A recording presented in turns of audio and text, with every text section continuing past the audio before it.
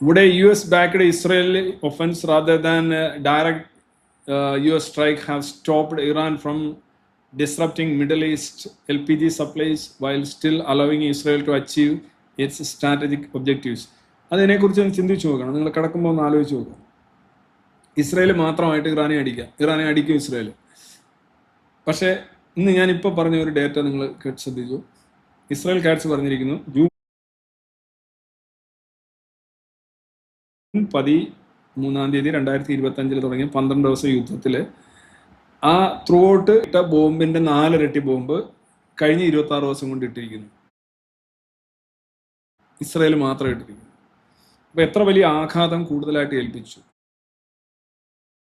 അന്നത്തെ സൂപ്പർ അടി തന്നെയായിരുന്നു, വൻ വിജയം തന്നെയായിരുന്നു മിലിറ്ററി ഇത് നോക്കുകയാണെങ്കിൽ. പക്ഷെ ഇപ്രാവശ്യം നോക്കുകയാണെന്നുണ്ടെങ്കിൽ കുറെ കൂടെ ബെറ്ററായിട്ട് ചെയ്യാൻ ഇസ്രായേലിന് കഴിഞ്ഞിട്ടുണ്ടെന്ന് തന്നെയാണ് എൻ്റെ അർത്ഥം. പിന്നെ ഈ ക്ലസ്റ്റർ കുറെ തീർച്ചയായിട്ടും കുറെ ഹിറ്റ് ഇസ്രായേലിലുണ്ട്. കുറഞ്ഞൊരു സ്ഥലമാണ്, കുറെ ഉണ്ടാകും എന്നുള്ളത്. അത് അവർക്ക് അതിനൊരു സിസ്റ്റം തന്നെയുണ്ട്. ഹിറ്റ് ഏറ്റുവാങ്ങുക എന്നുള്ളത് ഒരു സിസ്റ്റം തന്നെ മുന്നോട്ട് പോകും. പക്ഷെ മരണസംഖ്യയൊക്കെ നോക്കൂ. ഇറാൻ ഓൾമോസ്റ്റ് 10,000 ആകുമ്പോഴും 21, 22 മരണമാണ് യഥാർത്ഥത്തിൽ ഇസ്രായേലിൽ ഉണ്ടായത്. പരിക്ക് പറ്റിയിൽ മഹാഭൂരിപക്ഷവും നിസ്സാരമായ അല്ലെങ്കിൽ മോഡറേറ്റ് ആയിട്ടുള്ള പരിക്കുകളാണ്. ഇറാനിൽ അതല്ലല്ലോ അവസ്ഥ. അത് ഞാൻ വലിയ കാര്യമായിട്ടല്ല പറയുന്നത്.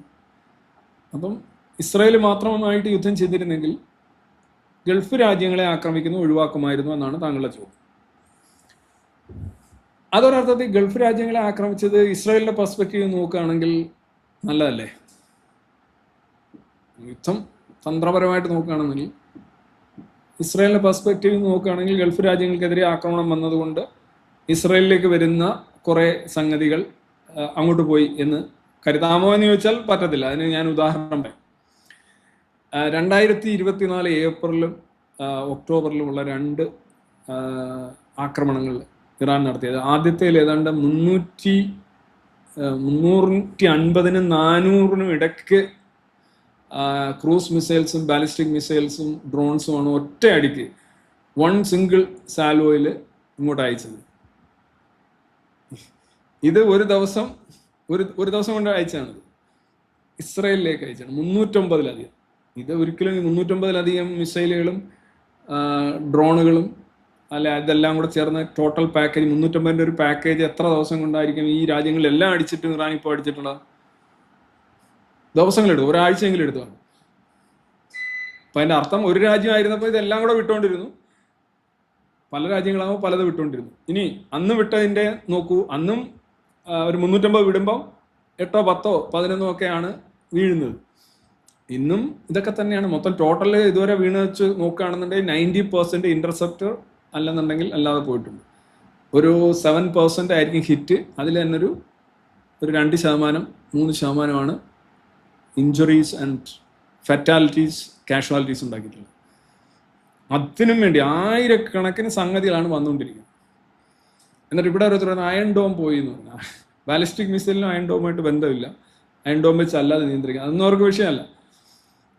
സത്യത്തിൽ ഈ അയൺ ഡോം ഇസ്രായേൽ ഉള്ളതുകൊണ്ടാണ് സത്യത്തിൽ ലോകമെമ്പാടുള്ള, പ്രത്യേകിച്ച് ഈ ലെബനനിലും ഗാസയിലും ഒക്കെയുള്ള ജനങ്ങളുടെ ജീവൻ രക്ഷിച്ചത് അയൺ ഡോമാണ്. എങ്ങനെ? ഇസ്രായേലിന്റെ മേളിൽ വരുന്ന ഈ മിസൈലുകൾ അയൺ ഡോം വെച്ച് പ്രതിരോധിക്കും, ഇന്റർസെപ്റ്റ് ചെയ്യും. അപ്പോൾ പിന്നെ അത് അവിടെ വെച്ചങ്ങ് തീരും. അല്ലെന്നുണ്ടെങ്കിൽ ഓരോ ഹിറ്റിനും തിരിച്ച് ഇസ്രായേലിൽ നിന്ന് തിരിച്ച് അവരെ ഹിറ്റ് ചെയ്യേണ്ടി വരും. അപ്പോൾ താങ്കളുടെ ഈ വാദം ഇസ്രായേൽ മാത്രം അമേരിക്ക കൊടുക്കുകയാണെങ്കിൽ, ഞാൻ അത് ആദ്യത്തെ ഒരു ലൈവിൽ ഞാൻ പറഞ്ഞാണ്, അതായിരിക്കും നല്ലൊരു ഓപ്ഷൻ. ഇസ്രായേൽ അടിക്കുക, അമേരിക്ക സപ്ലൈ പിൻവലിക്കുക. ഒരു പ്രശ്നമുള്ളത് എന്താണ്? അതിനകത്തൊരു പ്രശ്നം, അമേരിക്ക ഇല്ലാതെ പോയി കഴിഞ്ഞാൽ ഇവന്മാരെപ്പോഴാണ് ഈ വലിച്ചൂരുന്നതെന്ന് അറിയാൻ പറ്റത്തില്ല. അവർ ഇനി ഞങ്ങൾ പിന്മാറണം. അതിനൊരു ഉദാഹരണമാണ് 12 ദിവസം യുദ്ധം. 12 ദിവസം യുദ്ധത്തിൽ ട്രംപ് വളരെ അധികാരത്തോടെ പറഞ്ഞ് നിർത്തിക്കണം എന്ന് പറഞ്ഞില്ലേ? അന്ന് ഇസ്രായേലിനെ നിർത്തേണ്ടി വന്നു. അല്ല, നിർത്തിയില്ലെങ്കിൽ എന്ത് ചെയ്യും? ഇവന്മാർ ആയുധങ്ങൾ കൊടുക്കുന്നതും അല്ലെ മറ്റു കാര്യങ്ങളുമൊക്കെ റഡാർ, സാറ്റലൈറ്റ്, അങ്ങനെയൊക്കെ ഇസ്രായേൽ സ്വന്തമായിട്ട് ചെയ്യാൻ പറ്റും. അപ്പം ഇത് ദൂരെയുള്ള രാജ്യമായതുകൊണ്ടാണ് ഇതിപ്പം പിന്നെ ആർമി ഉപയോഗിക്കേണ്ടി വരുന്നില്ല, ആർമി ഉപയോഗിക്കാനും പറ്റില്ല. അങ്ങനെ കുറേ കാര്യങ്ങളുണ്ട്. ഇസ്രായേൽ മാത്രം ചെയ്യുന്നതിനേക്കാൾ നല്ലതാണ് അമേരിക്കയും കൂടെ ചെയ്യുന്നത് എന്നാണ് എൻ്റെ ഒരു മൊത്തത്തിലുള്ള ലാഭലോകനം. പിന്നെ ഇസ്രായേൽ മാത്രം ചെയ്തു കഴിഞ്ഞാൽ മറ്റേത് ഒഴിവായേക്കാം, അങ്ങനെ ഒരു ഓപ്ഷൻ ഉണ്ട്. പക്ഷെ അമേരിക്ക കൂടെ ഈ ആയുധങ്ങൾ എത്തിക്കും. പിന്നെ ഞാൻ പറഞ്ഞില്ലേ, ഈ 26 ദിവസം ഒരേ സെറ്റ് ഓഫ് പൈലറ്റ്സ്, ചെറിയൊരു രാജ്യമാണ്, നമ്പർ ഓഫ് വിമാനങ്ങളുടെ എണ്ണം വളരെ കുറവാണ്. എല്ലാം കൂടെ ഒരു 300-320 വിമാനങ്ങളാണ്. എല്ലാം F-35 ഒന്നും അല്ല കേട്ടോ, പല വിമാനങ്ങളും ഇവിടെ ചേർന്നതാണ്. പിന്നെ ഈ മിഡ് എയറിലുള്ള ഇതും എല്ലാം കൂടെ ചേർന്ന് വരുമ്പോൾ ഇത് ദിവസവും ചെയ്യല്ലേ. നമ്മൾ ഓഫീസിൽ പോവുകയാണെങ്കിൽ നമുക്ക് ശനി ഞായർ ലീവ് എടുക്കത്തില്ല. അല്ലെന്നുണ്ടെങ്കിൽ ഇത് വിടാനാണെങ്കിൽ കുഴപ്പമില്ല, എന്താ മിസൈൽ വിടാനായിട്ട് കത്തിച്ച് വിട്ടുകൊണ്ടിരുന്നാൽ മതി. അത് ഈ രാജ്യങ്ങൾക്കെല്ലാം ചെയ്യണം. UAE-ക്കും ചെയ്യാം, സൗദിക്കും ചെയ്യാം. അമേരിക്ക കുറേ മിസൈൽ ഇറക്കി വെച്ച് കൊടുത്താൽ മതി, അവന്മാർ കത്തിച്ച് അങ്ങോട്ട് വിടും. പക്ഷെ അവിടെ വരുമ്പോൾ എവിടെ നിന്ന് വീഴുന്നതെന്നൊന്നും ഉറപ്പുണ്ടാവില്ല. പിന്നെ അവിടെ ഹിറ്റ് ചെയ്യേണ്ട സ്ഥലങ്ങൾ യഥാർത്ഥത്തിൽ ഇപ്പം ഇല്ല, അതാണ് ഒരു പ്രശ്നം. ആകെ ഉള്ളത് ഈ നശിപ്പിക്കാൻ ബാക്കിയുള്ളത് മിസൈൽ ലോഞ്ചേഴ്സും മിസൈൽസും ഡ്രോൺസും ആണ്. അത് ഇപ്പം ബാക്കിയിരിക്കുന്ന സ്ഥലങ്ങൾ, അതെല്ലാ സ്ഥലങ്ങളും അപ്രാപ്യമാണ് എന്നാണ് പൊതുവിൽ വിലയിരുത്തപ്പെടുന്നത്. ഇപ്പം 85% നശിപ്പിച്ചു എന്ന് പറയുന്നത് വസ്തുത തന്നെയാണ്. 90% ഡ്രോൺസ് നശിപ്പിച്ചു എന്ന് വസ്തു തന്നെയാണ്. പക്ഷെ ബാക്കി 10% എന്ന് പറയുന്നത് ദാറ്റ് ഇസ് ഹൺഡ്രഡ്സ് കാണും ഡ്രോൺസിന്റെ കാര്യത്തിൽ. മിസൈലിന്റെ കാര്യത്തിൽ അതാ മിസൈൽ 1-2 ഒക്കെ വെച്ച് വിടുന്നത്. അതുകൊണ്ടാണ് മിസൈലിന് എത്ര ഇട്ടുകൊണ്ടിരുന്നാണ് ഇപ്പം ഇത്ര വിടുന്നു.